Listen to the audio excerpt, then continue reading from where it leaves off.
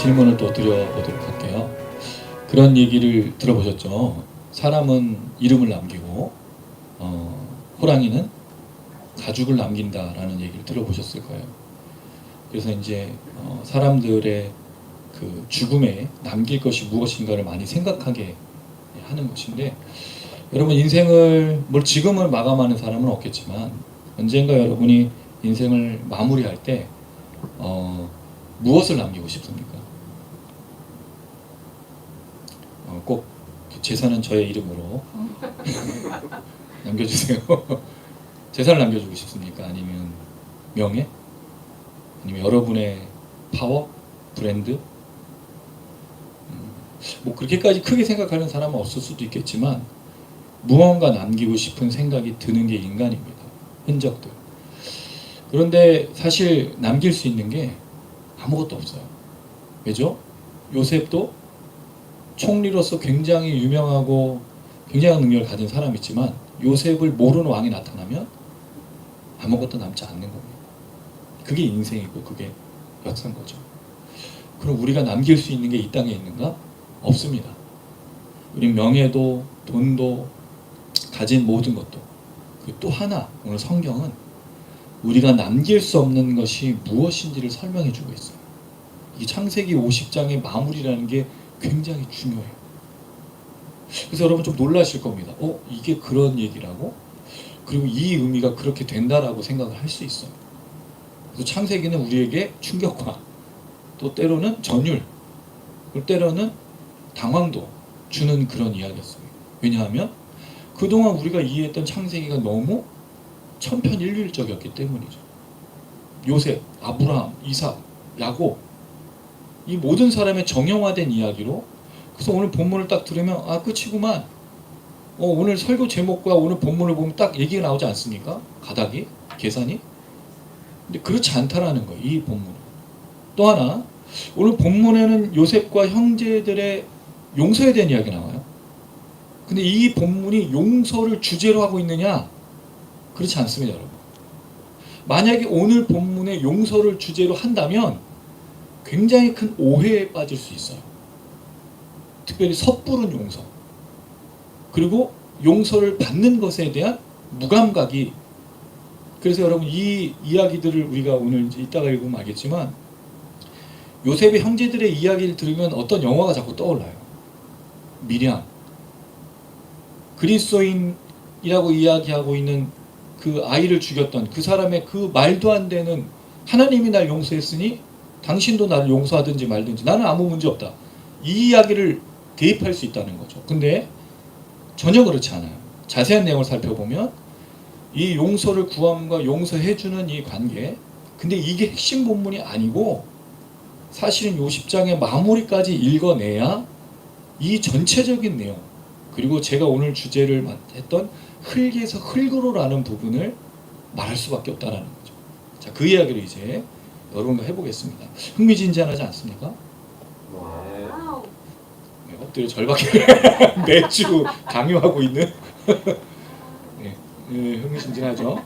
네, 오늘 본문을 보시면 형제들이 두려움에 사로잡혀서 요셉에게 전언을 합니다. 본인이 직접 가지 않고 일단 사람을 보내서. 그리고 요셉의 반응이 나오고요. 요셉이 성경에 어떤 마무리를 하고 있는가. 이게 50장이 중요한 내용이에요.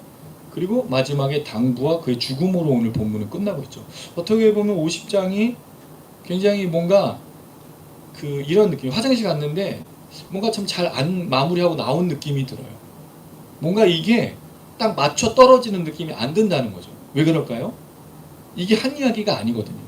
창세기부터 신명기까지가 쭉 연결된 이야기이기 때문에 그 중에 한 부분이니까 이제 1편이 끝나고 컨티뉴 2 다음 작품. 왜 여러분 좋아하는 미니 시리즈가 있으면 시즌 1이 생각하면 시즌 2를 기다리죠.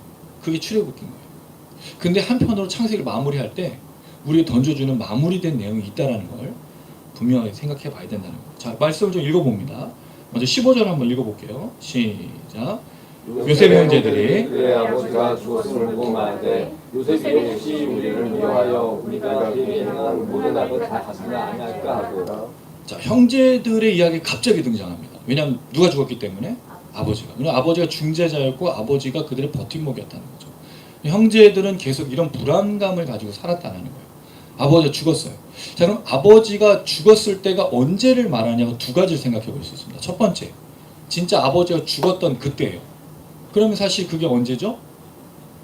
지금 이 요셉이 돌아온 날짜가 70일 동안 애곡을 하고 가나안 땅 동편으로 가죠. 요단강 동편으로. 거기서 또 7일을 머물러서 애곡을 해요. 요단강 건너가서 장례를 치르고 또 거꾸로 넘어오는 거죠. 그럼 사실은 77일 이외에 더 많은 시간이 걸렸을 거예요. 그럼 77일 이전에만 약 90일 대충 90일 전부터 이 아버지의 죽음으로부터 시작된 얘기냐, 아니면 90일 이후에 시작된 얘기냐, 이 두 가지를 생각해 볼 수 있어요. 근데 정확하게는 알 수가 없죠. 근데 추정할 수 있는 건 이거예요. 근데 여기서 핵심이 이거예요. 요셉의 형제들은 뭘 보고 있죠? 그들이 보고 지금 파악하고 판단하는 이 정세, 이 지금 돌아가는 것을 뭘 보고 있는 거예요? 아버지 죽음이라는 거죠. 그냥 아버지가 죽었기 때문에 이 일이 시작될 거라고 생각하는 거예요. 여러분, 우리가 판단과 분별력을 잘못 가지면 어떤 일이 벌어지죠?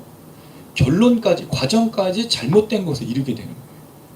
이걸 제일 잘하는 사람이 누구냐면 남에 대해서 엉뚱하게 판단하는 사람, 지레 짐작하는 사람. 저 같은 경우가 좀 그랬어요. 저 사람 눈빛이 왜 이러지? 날 싫어하나? 그럼 저 사람 날 싫어하니까 막 혼자 상상하는 거예요. 그럼 어디까지 가?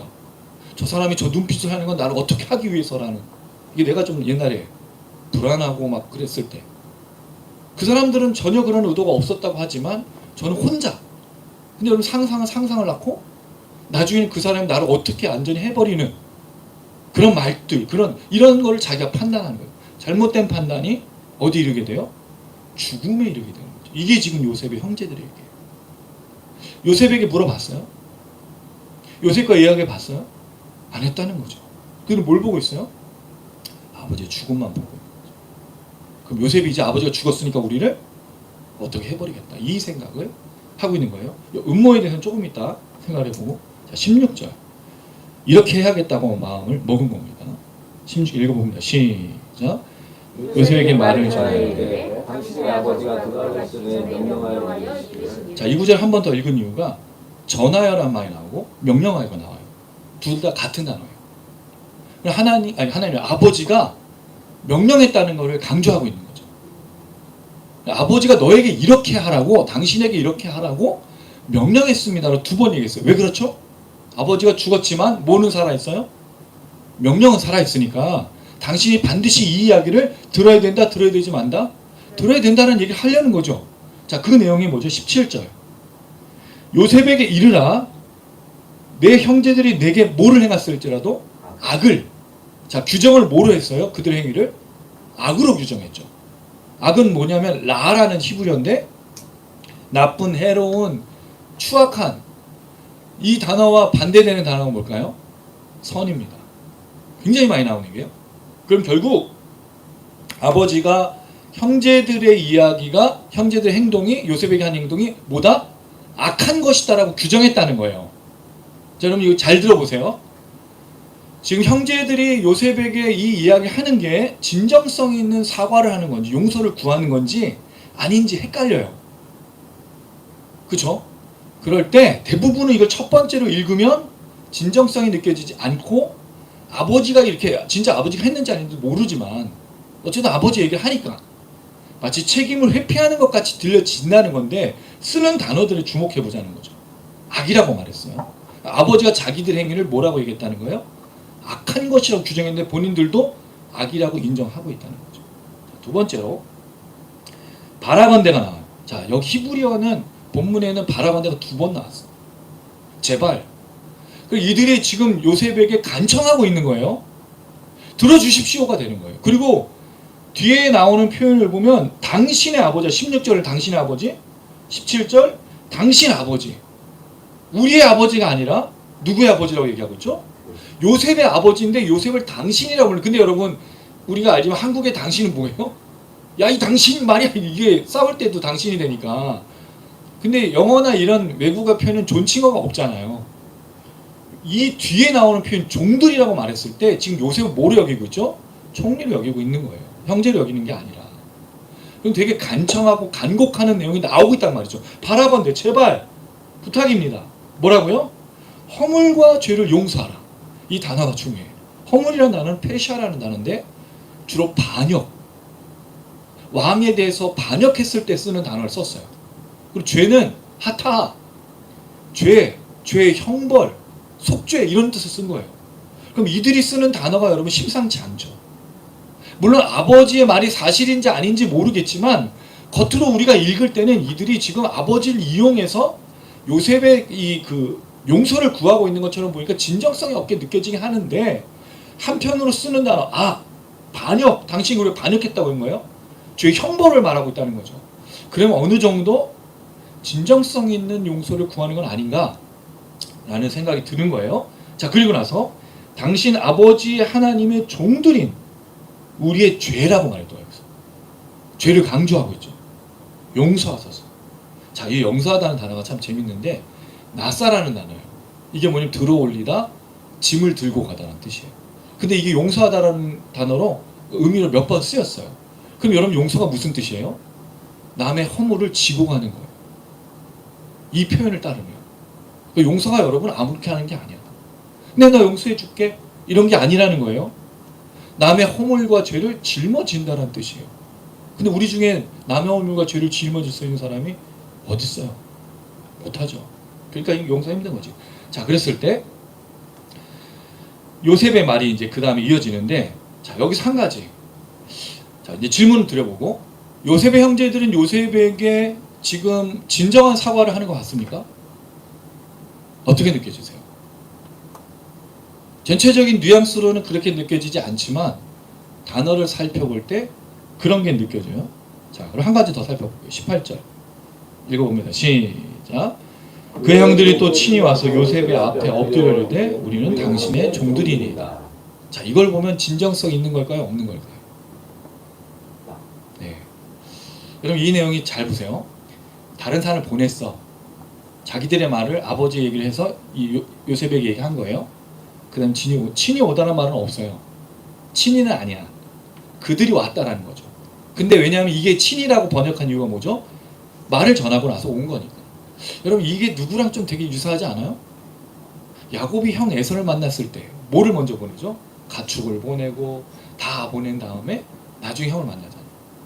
이들이 만약 안 만나고 안 나오고 엎드리지 않았고 요셉 앞에 용서를 구하지 않아 직접, 그럼 이건 진정성이 없다고 느껴지는데 진이 와서 엎드렸잖아요. 야곱의 모습을 답습하는 걸 볼 때 진정성 있는 용서로 느껴진다는 거죠. 이 사과를 요구하는 거로, 사과하고 용서를 구하는 거로. 그 자기를 뭐라고 표현해요? 당신의 종이라고 말한다는 거죠.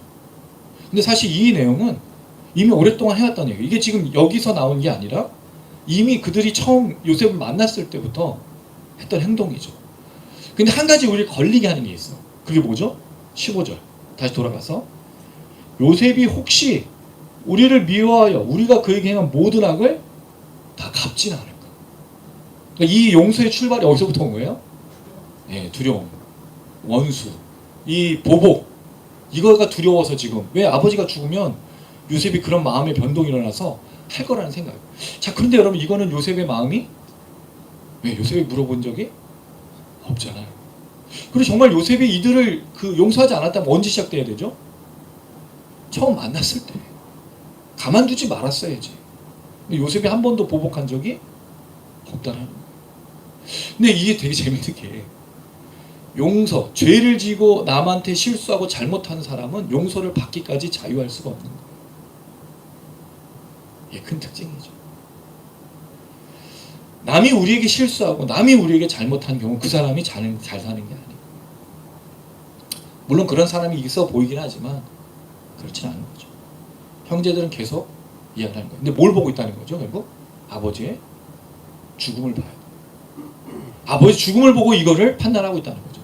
근데 실제로는 뭘 봐야 되느냐는 거예요. 뭘 봐야 여기서 자유할 수 있냐면, 뭘 봐야 이것이 진정한 용서가 되고 서로 화해하는 것이 되느냐. 그 다음에 나온 요셉을 봐야 돼요. 자, 요셉의 행동이 뭐죠? 여러분 17절 마지막. 요셉이 그들이 그에게 하는 말을 들을 때 뭐 했어요? 울었어요. 요셉 언제 울었죠? 그걸 처음 만났을 때도 울었어요.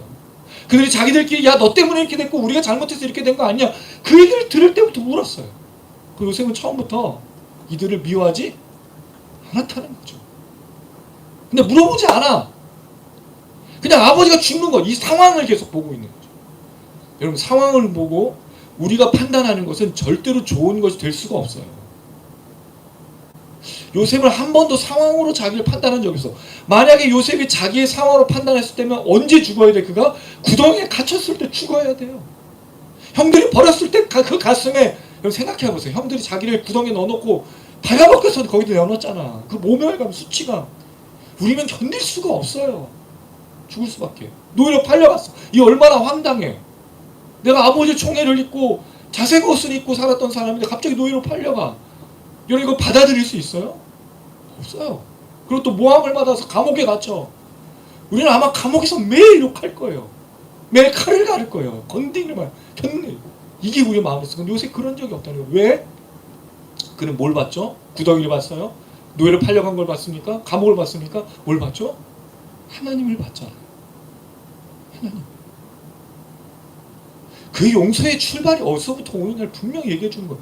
사람을 보고요, 환경을 보고 상황을 보면 절대로 용서하거나 용서를 구할 수가 없다는 거죠. 뭘 봐야 된다고요? 하나님을요. 이 요셉이 우리에게 알려주는 거예요. 요셉이 이렇게 하나님을 보는, 그러니까 형들을 보니까 그게 울어. 베냐민을 보면서 울고 형들을 보면서 아버지를 보면서 우는 요셉인 거죠. 물론 여러분 우린 요셉 같지 않아요. 요셉도 될 수도 없고, 근데 요셉은 되게 독특한 사람이라는 거죠. 자, 그리고 나서 19절 요셉이 말합니다. 읽겠습니다. 시작. 요셉이 그들에게 이르되 두려워하지 마소서, 내가 하나님을 대신하리. 여러분 이게 굉장히 멋진 말이잖아요. 하나님 대신한다는 말이 무슨 뜻이죠?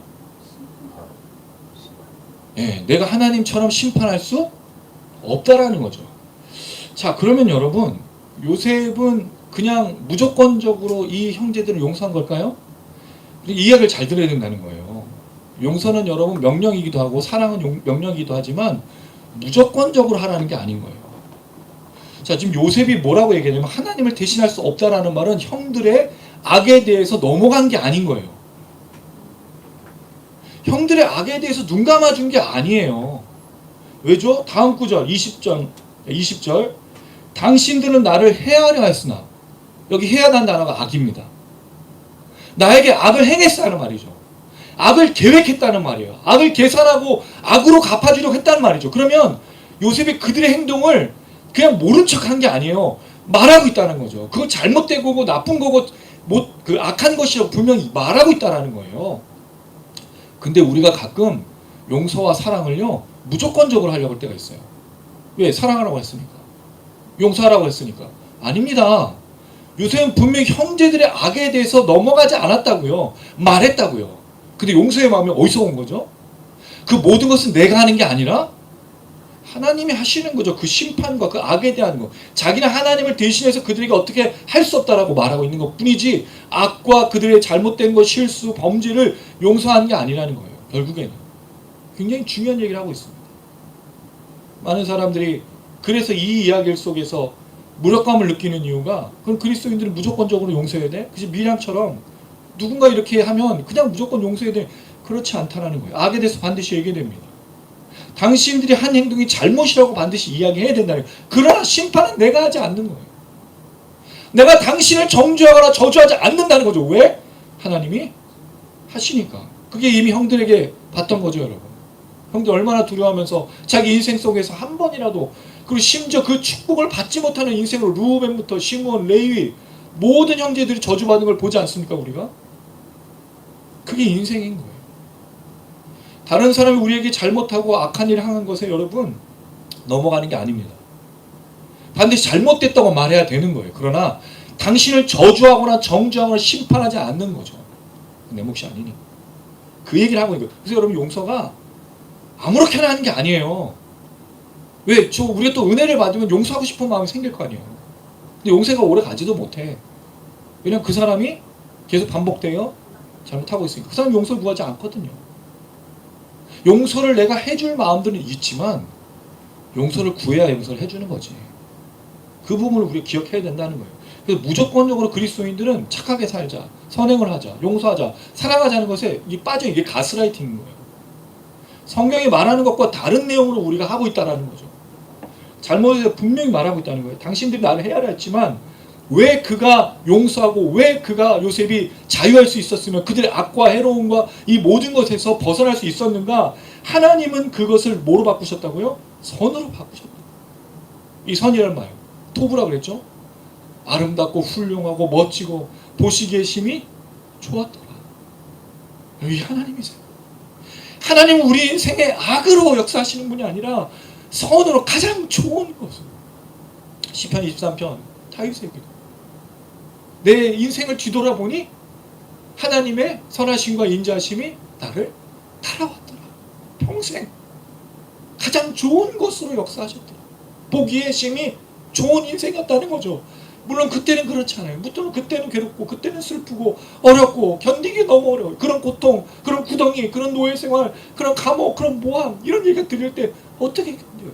근데 돌아보니 가장 선하신 하나님이 악을 선으로, 할렐루야, 그게 우리의 신앙과 믿음이었다는 거죠.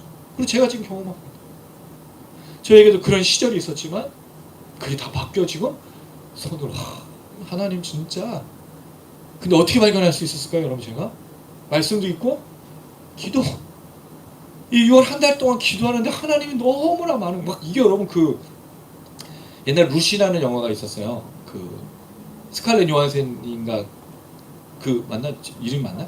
네, 그 여자가 나왔던, 이 뇌를 막, 사람의 프로가 여러분 뭐 2%도 못 쓴다 그러잖아요, 우리 애를. 근데 그걸 막 100%를 파악했더니 나중엔 기계인간 컴퓨터로 들어가면 뭐 말도 안 되는 기가 됐죠. 기가 인조인간 뭐 하여튼 열리는 거예요, 여러분. 이게 물론 이게 영안이 열린다는 말을 하는 건 아닙니다, 여러분. 뭐 계시를 받고 그게 아니라 기도했더니 하나님과 밀접한 관계로 나갔더니 보이고 깨닫고 알게 되는 겁니다. 여러분, 답답하시지 않습니까, 인생이?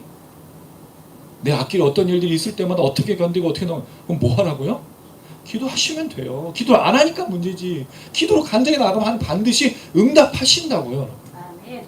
그게 요셉이 하나님과 늘 동행하고, 지금 이렇게 선으로 바꾼 얘기가 사실 요셉에 있었던 얘기 아닙니까, 여러분? 그 다음 얘기가 또 중요해요. 오늘과 같이 많은 백성의 생명을 구원하게 하시려. 여러분, 이거 기억나십니까? 요셉이 형제들을 만났을 때 당신들은 나에게 그런 악을 행한 것으로 인해서 걱정하지 마십시오. 하나님이 이걸 어떻게 바꾸셨습니다라고 수차례에 걸쳐서 말한 거 기억나십니까, 여러분? 그 내용이에요. 창세기 45장 4절에서 5절. 요셉의 형제들에게 이르되 내게로 가까이 오소서. 그들이 가까이 가는데 나는 당신들이 너의 아우 요셉이니 당신들이 애굽에 판 자라. 당신들이 날 요셉 팔았다고 해서 근심한. 다 얘기해요, 여러분. 다 기억하고 있다라는 거예요. 근데 한탄하지 마소서. 하나님이 생명을 구원하시려. 내가 여기 와서 보니까 이 모든 고통을 통해서 하나님 어떻게 하셨냐면, 비록 나에겐 고통이고 당신들의 잘못한 악이 있었는데도 그 모든 것을 막 만지셔서 결국은 우리의 생명을 구원하시고, 내가 와보니 총리가 되고 내가 와보니 우리 가족을 구원하신 계획이 우와 이렇게 된 거예요. 우리에게 일어나는 많은 일들이 결국은 뭐를 이루시기 위해서? 하나님이 선을 이루시기 위해서. 할렐루야. 어떤 것도 아픔과 어떤 것도 고통과 어떤, 물론 그때 당시에 힘들지만 뒤돌아보면 하나도 하나님께서 허투루 쓰신 게 없다. 욥의 고통. 여러분 황당하지 않겠습니까, 진짜? 욥은 잘못한 게 없잖아요. 사단이 어느 날 딱 와가지고 욥이라는 애가 있는데 알고 봤더니 하나님 축복해서 그렇게 섬기는 거예요. 그래서 축복 뺏어가면 하나님 원망할 겁니다. 그랬더니 축복 뺏어갔어. 그랬더니 원망했나요? 원망 안 했지. 아, 그러면 건드려야 될 거 건드려야 되는데 그게 뭐예요? 가족. 근데 버텼어. 근데 마지막에 뭘 건드리죠? 아내와 자신. 근데 아내를 왜 건드리죠? 아내가 자기잖아. 한 몸. 이게 이 사단의 전략 굉장히 교묘한 거예요, 여러분. 그 전략들이. 욥도 그냥 읽으면 안 돼. 굉장히 깊은 내용이라고요, 우리. 근데 그 속에 결국에는 하나님께서 어떻게 역사하시는지, 나중에 2배 갑절해보, 자녀해보, 그런 역사들. 이게 성경의 역사예요. 이게 하나님이 하시는 방법이라는 거예요. 여러분, 만약에 지금 무너져 가고 있습니까? 뭐가 문제가 있습니까? 어렵습니까? 마음에 우리를 힘들게 하고 지치게 하고 쓰러지고 있습니까? 포기하고 싶습니까? 그럴 필요가 없는 거예요. 왜? 하나님 이거 반드시 뭐로 바꾸신다고요? 선으로. 그걸 간증해 주셔야 돼요. 저는 맨날 간증하고 있어요. 이제 누구의 차례예요? 제 차례가 아니라 우리 성도님들의 차례입니다. 할렐루야. 매일 기도하고 있어. 이름 불러. 제 기도 소리 들리세요? 안 들려, 안 들려. 기도 진짜 열심히 하고 있는데 매일 밤마다 기도하고 맨날 강요만 하고 있거든요. 재밌는지 강요하고 들리는지 강요하는데 진짜 기도하고 있어요. 정말 눈물로 기도합니다. 제가 매일 밤마다. 악으로 선을 바꾸시는 그 하나님. 이 요셉이, 그러니까 여러분 요셉은 누굴 보고 있는 거죠? 그렇죠. 하나님을, 형제를 보는 게, 형제만 보면 뭐가 올라와?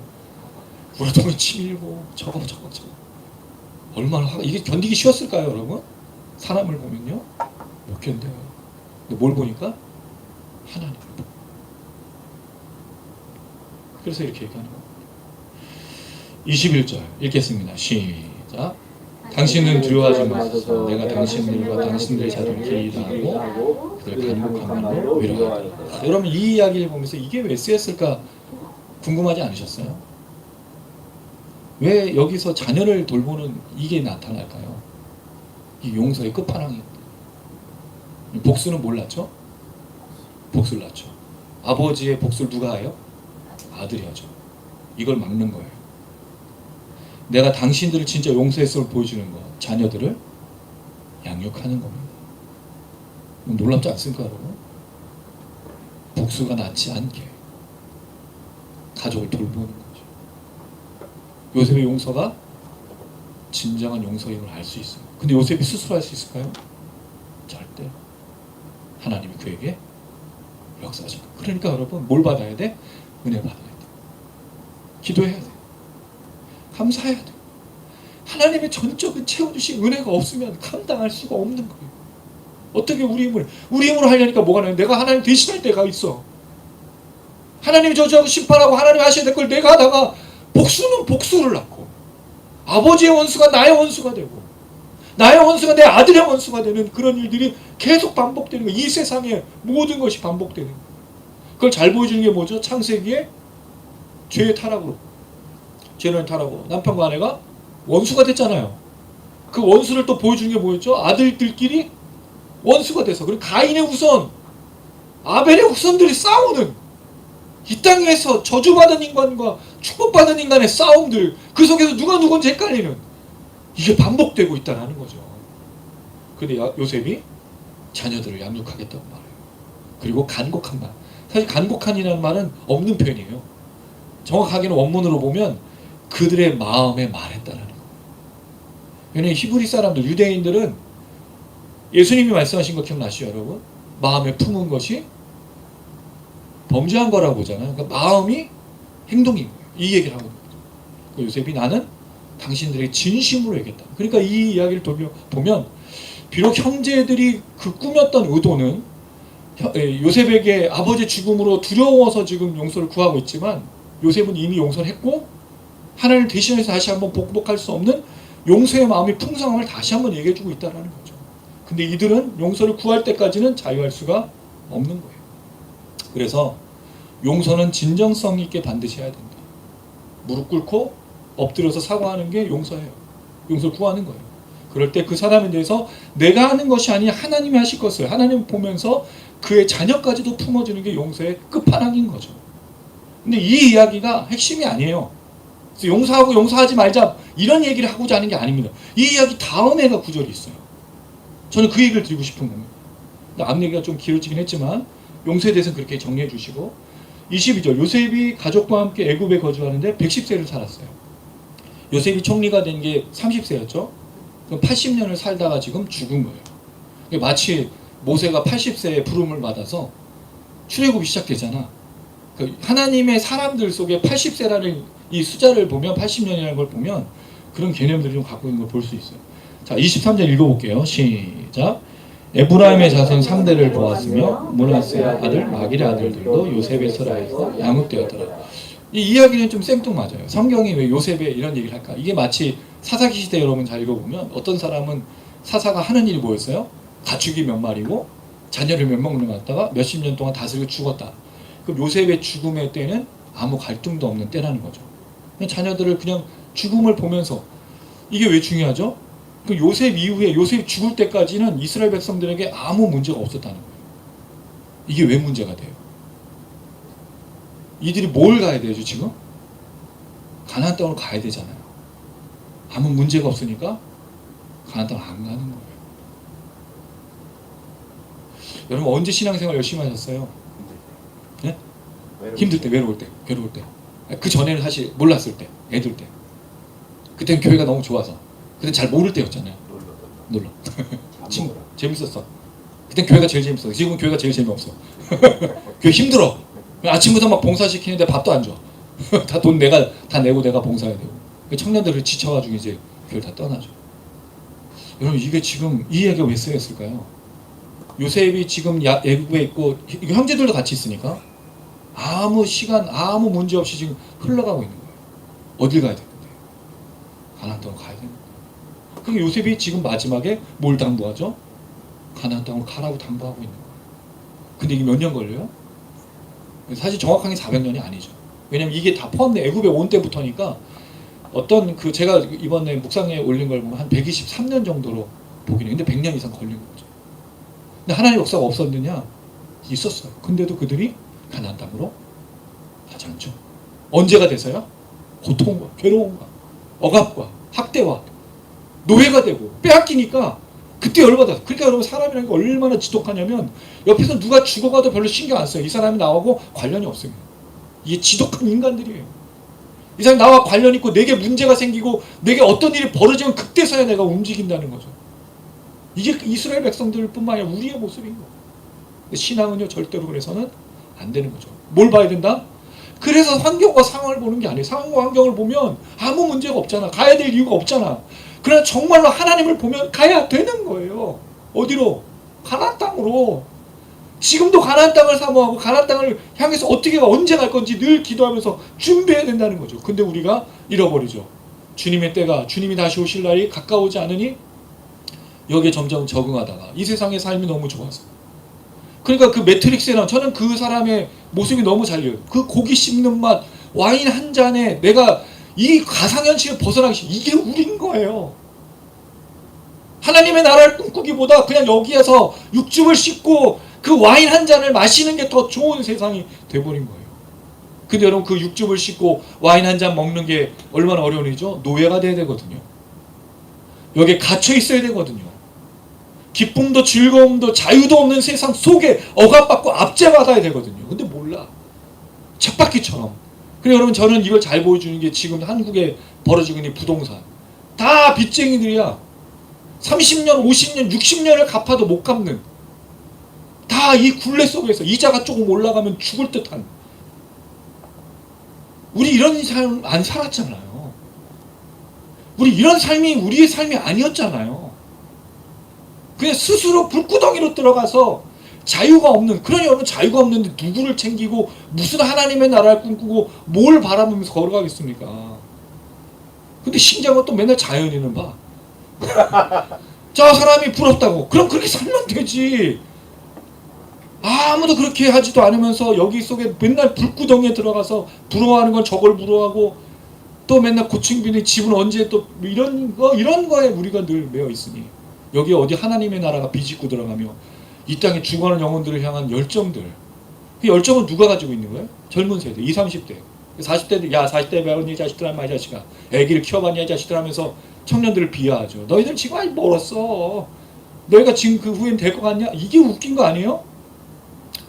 언제 부르심을 받아야 되는 20대요? 아닙니다. 지금 부르심 받는 거예요. 지금 걸어가는 거예요. 선교사가 되고 목사가 되라는 게 아니라 하나님 나라를 꿈꿔야 언제든지. 이걸 놓치면요 끝인 겁니다. 왜 요셉이 부탁하죠. 그래서 요셉은요 형제들에게 용서하냐 용서 마하냐 이 얘기를 남기지 않아. 그는 용서 이미 했기 때문에 하나님 은혜 때문에 했기 때문에 뭘 남기냐면 24절 25절입니다. 제가 24절 읽고 여러분 25절 읽어주세요. 요셉이 그 형제들에게 이르되 나는 죽을 것이나 하나님이 당신들을 돌보시고 당신들을 이 땅에서 인도하여내사 아브라함과 이삭과 야곱에게 맹세하신 땅에 이르게 하시리라 하고 요셉이 또 이스라엘 자손에게 맹세시되 이르기를 하나님이 반드시 당신들을 돌보시니 당신들은 백성들의 돌을 메고 올라가겠다 하더라. 자, 요셉이 형제들에게 마지막으로 얘기합니다. 근데 여러분 여기서 형제들이라는 말은 좀 주목해 볼 필요가 있어요. 왜냐하면 형제들이 지금 다 살아있을 가능성이 많지 않아요. 예. 그럼 형제들만이 아닌 사실은 이 동사가 그 형제들도 포함하지만 뭐 손자 또는 가족들을 포함해요. 그럼 사실 자기 손자들, 가족들을 말하는 것이 되겠죠. 왜냐하면 형제들이 죽으면 누가 또 올라가야 되니까 나는 죽을 거야. 여러분 굉장히 중요한 말이 여기 나왔어요. 나는 죽는다. 누가 죽어요? 요셉. 그럼 여러분 요셉이 죽는다는 말은 뭘 내포하고 있죠? 두 가지가 있어요. 요셉이 죽는다는 말이 무슨 뜻이에요? 애굽에 살 때 총리가 죽으면 이 사람도 어떻게 돼요? 심각한 거죠. 그렇지 않아요 여러분? 그리고 요셉을 알지 못하는 왕이 나오니까 어떻게 돼요? 바로 은도박질 치는 거예요. 이걸 요셉이 강조한 거죠. 나는 죽어. 그런데 누군 살아있어요? 하나. 뭘 보라는 거예요? 하나. 그럼 세상에서 아무리 좋은 사람도 영원토록 우리를 지지해 주지 않아요. 그런 친구는 없어. 우리도 그런 사람이 아닌데 다른 누군가에게 그걸 요구하는 게 더 이상한 거 아니에요 여러분? 우리는요 배반과 갈등과 또 언제 막 이렇게 하다가 또 언제 막 뒤집어지는지 그 사람 마음은 아무도 모르잖아요. 언젠 좋았다가 언젠 싫고 막 그렇지 않습니까? 요새 이 얘기를 하는 거야. 내가 죽으면 끝이야. 여기서 우리가 반드시 떠나야 된다는 걸 강조하는 것밖에 없죠. 하나님은 너희들 돌본다고 해요. 그러니까 하나님 돌보니까 뭐라고 얘기하는 거예요? 가라는 거야. 이 시신을 메고 내 해골을 내가 지금 죽으니까 내 해골을 메고 반드시 가라라고 얘기를 하고 있는 거예요. 요셉은 일구로 돌아가니까. 그러나 하나님은 돌아가지 않는다는 거죠. 그 다음에 이 요셉의 이야기 속에서 분명히 얘기할 건 뭐냐면 요셉이 죽음으로 사실은 시작되는 게 아니라 이 전부터 가나안 땅에 대한 열망들을 계속 강조하고 있는 거예요. 이 이야기 속에. 요셉이 죽는다고 끝이 아니죠. 어디서 계속 살아야 되는 거죠? 가나안 땅 가는 거예요. 그 요셉의 꿈도 이거였어. 야곱의 꿈도 뭐였죠? 가나안 땅 아닙니까? 내가 죽어서 가더라도 당신들은 어디로 가야 된다고? 가나안 땅. 그걸 위해서 하나님께서 당신들을 돌보실 거라고 말하는 거예요. 그래서 이 땅에 대한 약속을 말하면서 그는 마무리하죠. 110세에 그가 죽어 아버지처럼 방부제 처리를 하면서 관에 누이게 되면서 이 요셉의 이야기가 끝납니다. 자, 이제 정리를 좀 해볼게요. 오늘 첫 번째 얘기한 게 용서에 대한 얘기를 했습니다. 용서는 진정한다. 그 진정한 용서 속에는 잘못한 사람, 악을 저지른 사람이 반드시 찾아가 용서를 구하는. 야곱처럼 하는 것은 선물을 주고 그의 마음을 부드럽게 한 후에 만나는 그런 뭐 방법들이 있는데 이게 용서는 진정한 거예요. 그러나 이 용서 속에서 핵심은 요셉인데 그에게 이미 하나님께서 역사하셔서 그걸 용서할 수 있었다. 그럼 용서는 어떻게 시작되는 거죠? 하나님. 그래서 여러분 우리가 용서할 수는 없어요. 근데 우리가 은혜를 받으면 용서의 역사가 일어납니다. 하나님께 제발 동행해 주세요. 하나님의 은혜를 받으십시오. 축복을 누리셔야 돼요. 그래야 용서와 사랑이 흘러갈 수밖에 없는 거예요. 자, 두 번째. 오늘 이야기의 흙에서 흙으로 이게 결론입니다. 여러분 제가 아까 사람은 남길 수 있는 게 뭐가 있냐고 얘기했는데 없다 그랬죠. 이름도 없고 아무것도 없어요. 또 뭐도 없냐면 원한과 증오와 갈등도 없습니다. 그걸 천국에 갖고 가는 게 아니에요. 근데 이걸 다 몰라. 내 눈에 뭐가 들어가기 전까지는 죽기까지 뭐 하겠다는 거야? 용서하지? 없어요. 착각하면 안 돼. 이거 다 풀고 가셔야 돼요. 물론 여러분 그래서 과거에 막 내가 잘못한 거 사람들까지 찾아가면서 물론 그렇게까지 하라는 건 아니지만 우린 증오와 원한을 갖고 천국을 갈 수 없습니다. 그걸 가지고 인생을 마무리할 수 없는 거예요. 이게 요셉이 우리에게 보여주는 거예요. 근데 이게 왜 중요하냐? 창세기 처음 시작이 뭐죠? 하나님 창조. 하나님 이 세상을 창조해서 누굴 만들었어요? 사람. 심히 좋았더라. 남편과 아내. 너무 좋았어. 뭐가 들어왔죠? 죄가. 갈등으로 남편과 아내가 싸우고 그 다음에 낳았던 아들이 그 아들을 죽이는. 죄로 인해서 갈등이 깨어진 관계예요. 용서를 할 수 없는 증오 원한이. 근데 창세기의 마지막 증오와 원한을 땅에 묻어두고 완전히 해결하고 죽는 요셉의 이야기를 끝나고 있다는 거죠. 용서를 어떻게 하냐? 용서를 어떻게 받느냐 이 문제를 얘기하고 싶은 게 아니라 성경은 인간의 모든 죄악과 갈등들이 일으켰던 모든 증오와 원한이 반드시 해결된다는 걸 얘기하는 거죠. 언제? 하나님 나라 가기 전까지. 우리 이걸 두고 갈 수가 없어요. 여기 이 땅에. 아니면 전 그걸 가지고 갈 수가 없는 거예요. 여기서 해결해야 되는 거죠. 그래서 누군가를 증오하는 마음, 원한에 가진 마음으로 평생을 살 수가 없는 거예요. 하나님 그렇게 바라시지도 않고 뭘 받아야 돼? 늘 은혜 받아야 되는 거죠. 그럼 저도 증오와 원한이 있어요. 오늘 그래서 이 본문을 저는 준비하면서 어제 밤에 기도하는데 누가 생각이 났을까요? 제가 미워하는 사람이 생각이 나요. 본문 전해야 되는데 내가 증오와 원한을 갖고 있는 사람이 생각이 나는 거예요. 기도했어요. 사실 솔직하게 말씀드려서 용서한다는 말을 하기가 어렵더라고요. 대신에 증오와 원한으로 죽지 않게 해달라고 기도했어요. 내가 기도하는 여러 사람들이 있잖아요. 내게 상처를 주고 아픔을 주고 괴롭혔던 사람들이 있잖아요. 하나님 내가 이 땅을 떠날 때, 가나안으로 갈 때, 하나님 들어갈 때 증오와 원한으로 눈 감지 않게 해달라고. 내 삶이 증오와 원한으로 사로잡히지 않게 해달라고. 오히려 그들의 원수의 아들들까지도 용서하고 양육할 수 있는, 물론 손양원 목사님처럼 할 수는 없어요. 저는 그런 사람이 못해요. 그냥 이 땅에 모든 것, 창세기 마지막이 흙에서 흙으로 갈 때 모든 것을 두고 갔던 것처럼, 남기지 않았던 것처럼 그 천국을 했으면 좋겠다 이렇게 기도를 했어요. 증오 원한을 하나님 나라에 합당하지 않습니다. 그걸 가지고 갈 수가 없는 거예요. 근데 그리스도인들 중에 증오와 원한으로 살아가는 사람이 의외로 하나님, 아픔이 있고 괴로움이 있으니 견딜 수가 없어. 그러니까 뭘 받아야 돼? 은혜 받아야 돼. 예배해야 돼요. 찬양해야 돼요. 기도해야 돼요. 몸부림쳐야 돼요. 요새처럼 구덩이에서, 노예 생활에서, 감옥에서 하나님의 함께 하심으로 형통하심 큰 은혜를 받아야 돼. 은혜 받으면 용서할 수 있습니다. 할렐루야. 은혜 받으면 증오와 원한이 사라집니다. 은혜 받으면, 은혜로 채우면, 성령 충만하면. 그래야 우리의 삶에서 뭐가 드러날까요? 사랑이. 말하지 않아도 사랑이 전해질 수 있는 거예요. 여러분, 우리 교회에 부탁하신 두 가지 기억나죠?